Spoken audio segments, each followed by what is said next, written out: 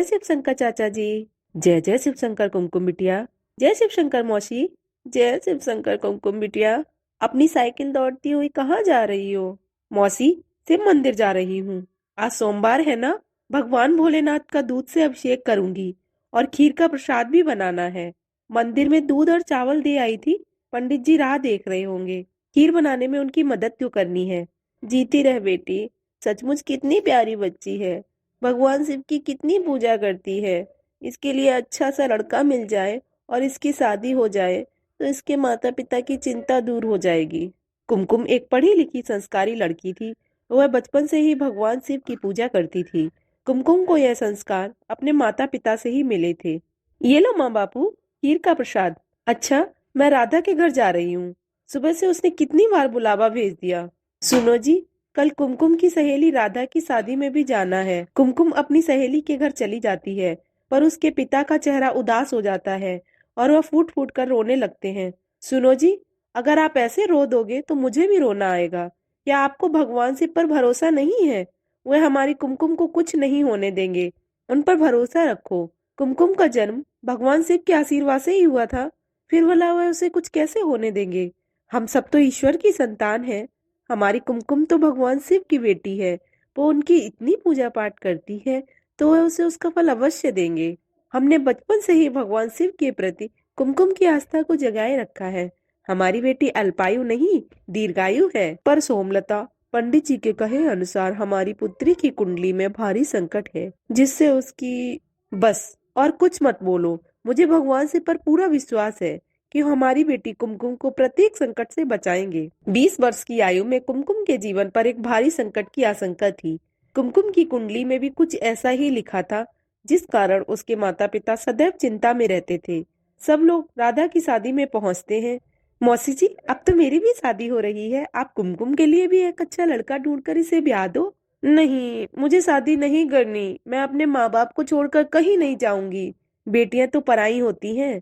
कुमकुम उन्हें अपने माता पिता का घर छोड़कर अपने ससुराल अपने राजकुमार के साथ जाना ही होता है। ठीक है, मेरे लिए कोई राजकुमार आएगा तो मैं चली जाऊंगी। ठीक इस बात पर वहां खड़े सब लोग हंस देते हैं और कुमकुम भी खूब हंसती है। कुमकुम की माँ अपनी बेटी के चेहरे पर शादी के लिए खुशी देख रही थी, पर कहीं ना कहीं वही डर फिर से था। राधे की शादी हो जाती है। कुछ दिनों बाद गांव की एक बस अमरनाथ यात्रा पर जा रही थी। कुमकुम के माता पिता ने उसके चाचा चाची के साथ अमरनाथ यात्रा पर जाने की आज्ञा दे दी। 2 दिन बाद कुमकुम का जन्मदिन था। इसी चिंता में उसके माता पिता भगवान भोलेनाथ का ध्यान कर रहे थे। उधर कुमकुम अपने चाचा चाची के साथ अमरनाथ की यात्रा के लिए चढ़ाई आरंभ करती है। हाँ कुमकुम, थोड़ा पहाड़ से किनारे से हटकर चलो। ठीक है चाचा जी।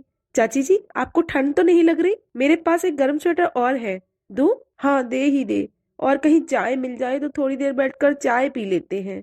ठीक है, तुम दोनों यहाँ बैठो, मैं सामने कैंप से चाय ले आता हूँ। कुमकुम के चाचा चाय लेने के लिए चले जाते हैं। कुछ देर बाद वह आगे की यात्रा तय करते हैं। रात हो रही थी।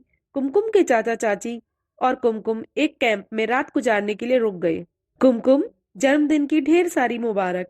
आज तुम्हारा जन्मदिन है और तुम पूरे 20 बरस की हो गई हो। जीती रहो बेटी। भगवान शिव तुम्हें लंबी आयु प्रदान करें। शुक्रिया चाचा जी, शुक्रिया चाची जी। चाचा जी, मैं थोड़ी देर आसपास घूम लूं? ठीक है बेटी, पर ज्यादा पहाड़ के किनारे मत जाना। कुमकुम आसपास का वातावरण देखने लगती है। अमरनाथ पर बसे पहाड़ बहुत सुंदर लग रहे थे। बर्फानी गुफा बस कुछ ही दूरी पर थी। कुमकुम ओम नमः शिवाय का जाप कर रही थी। हे शिव शंकर, आज आपके आशीर्वाद से मैं आपके परम धाम अमरनाथ की यात्रा कर रही हूँ। आज मेरे जन्मदिन पर मुझे आशीर्वाद दो भगवान। अगली सुबह कुमकुम और उसके चाचा चाची आगे का रास्ता तय करते हैं। ऊंचे ऊंचे पहाड़ नदियां देखकर कुमकुम का मन बहुत खुश हो रहा था। तभी कुमकुम का पैर पहाड़ के किनारे से फिसल जाता है और वो चिल्लाती हुई नीचे खाई में गिर जाती है। उसके चाचा चाची का रो रो कर बुरा हाल था। अरे कोई मेरी बच्ची को बचाओ। हे भोलेनाथ, मैं भैया भाभी को क्या जवाब दूंगा? हे शिव शंभू, आज कुमकुम बिटिया का जन्मदिन है। भैया भाभी को जिस बात का डर था, अगर वह बात सत्य हो गई तो आप पर कौन विश्वास करेगा भगवान? कुमकुम तो आपकी बहुत पूजा पाठ करती है, आप पर बहुत विश्वास करती है। उसने अभी इस दुनिया में देखा ही क्या है भगवान? भगवान उसे बचा लो, उसे कुछ नहीं होना चाहिए। भैया, इतनी खाई में गिरकर बचना मुश्किल है। अब तो भोलेनाथ ही कोई चमत्कार कर सकते हैं। सुरक्षा कर्मियों की टीम ढूंढ रही है, पर अभी तक लड़की का कुछ पता नहीं है। पुलिस भी आ गई है, लड़की को तलाश कर रही है।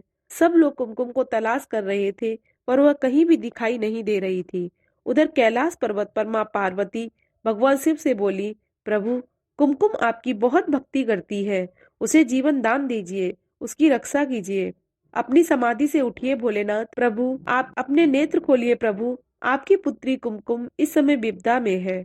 वह आपके दर्शनों के लिए अमरनाथ यात्रा पर आई है, इसीलिए उसके विश्वास को टूटने मत दीजिए। उठिए प्रभु, उठिए। देवी पार्वती के पुकारने पर भगवान शिव अपने नेत्र खोलते हैं। देवी पार्वती, आप तो जानती हैं, जो भी भक्त सच्चे हृदय से मेरी पूजा और भक्ति करते हैं, मैं उनके जीवन के सारे संकट दूर कर देता हूँ। जो भी भक्त मेरी शरण में आता है, उसे मैं कोई कष्ट नहीं होने देता। कुमकुम ने सदैव मेरी पूजा और भक्ति की है। मैं उसके जीवन पर आया संकट दूर करके आज उसे दीर्घायु प्रदान करता हूँ। कुछ देर बाद कुमकुम झाड़ियों के बीच बेहोश पड़ी दिखाई देती है। उसे जरा सी भी खरोच नहीं आई थी। यह देखकर सब लोग हैरान रह जाते हैं। कुछ देर बाद कुमकुम को होश आता है। सब लोग इसे भगवान शिव का चमत्कार मानते हैं और ओम नमः शिवाय का गुणगान करते हैं। कुमकुम अपने चाचा चाची के साथ बाबा बर्फानी के दर्शन करती है और उनसे आशीर्वाद प्राप्त करके खुशी खुशी घर लौटती है। कुमकुम के माता पिता को भी सारी बात पता चलती है। वे भगवान शिव को धन्यवाद कहते हैं। भगवान शिव की उपासना और पूजा से आज कुमकुम को नया जीवन दान मिला था। सब लोग भगवान शिव को धन्यवाद कहते हैं।